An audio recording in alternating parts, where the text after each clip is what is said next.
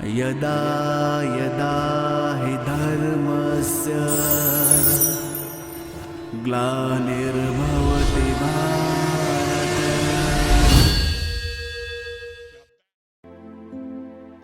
ओम शांति। 1 अगस्त 2021 अव्यक्त बाप दादा के महावाक्य। Revise date 24/2/88। वाणी का टाइटल, वरदाता से प्राप्त हुए वरदानों को वृद्धि में लाने की विधि। आज बाप दादा अपने रूहानी चात्रक बच्चों को देख रहे हैं। हर एक बच्चा बाप से सुनने के, मिलने के और साथ साथ बाप समान बनने के चात्रक है। सुनने से जन्म जन्मांतर की प्यास मिट जाती है। ज्ञान अमृत प्यासी आत्माओं को तृप्त आत्मा बना देता है। सुनते सुनते आत्माएं भी बाप समान ज्ञान स्वरूप बन जाती है। वह यह कहे, ज्ञान मुरली सुनते सुनते स्वयं भी मुरलीधर बच्चे बन जाते हैं। रूहानी मिलन मनाते बाप के स्नेह में समा जाते हैं। मिलन मनाते लवलीन मगन स्थिति वाले बन जाते हैं। मिलन मनाते एक बाप दूसरा न कोई, इस अनुभूति में समाये हुए रहते हैं। मिलन मनाते निर्विघ्न सदा बाप के संग के रंग में लाल बन जाते हैं। जब ऐसे समाये हुए व स्नेह में लवलीन बन जाते हैं तो क्या आशा रहती है बाप समान बनने की।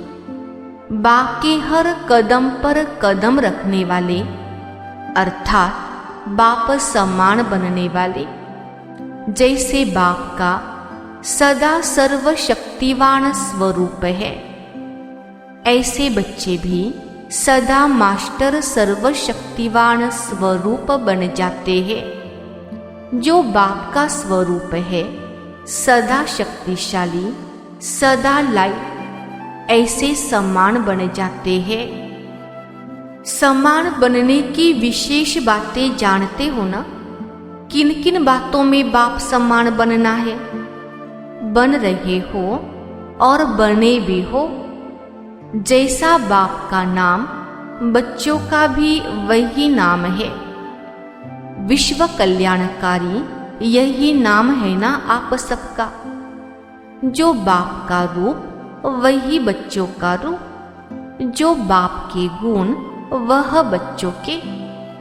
बाप के हर गुण को धारण करने वाले ही बाप समान बनते हैं। जो बाप का कार्य वह बच्चों का कार्य। सब बातों में बाप समान बनना है। लक्ष्य तो सभी का वही है ना। सम्मुख रहने वाले नहीं, लेकिन समान बनने वाले हैं। इसको ही कहा जाता है फॉलो फादर करने वाले। तो अपने को चेक करो, सब बातों में कहाँ तक बाप समान बने हैं। समान बनने का वरदान आदि से बाप ने बच्चों को दिया है। आदि का वरदान है सर्व शक्तियों से संपन्न भव। लौकिक जीवन में बाप व गुरु वरदान देते हैं, धनवान भव, पुत्रवान भव, बड़ी आयु भव या सुखी भव का वरदान देते हैं। बाप दादा ने क्या वरदान दिया?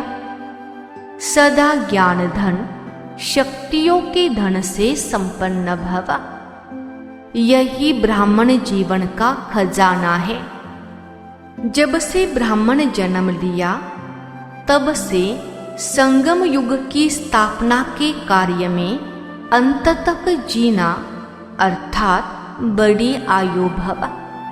बीच में अगर ब्राह्मण जीवन से निकल पुराने संस्कारों या पुराने संसार में चले जाते हैं तो इसको कहा जाता है जन्म लिया, लेकिन छोटी आयु वाले, क्योंकि ब्राह्मण जीवन से मर गए।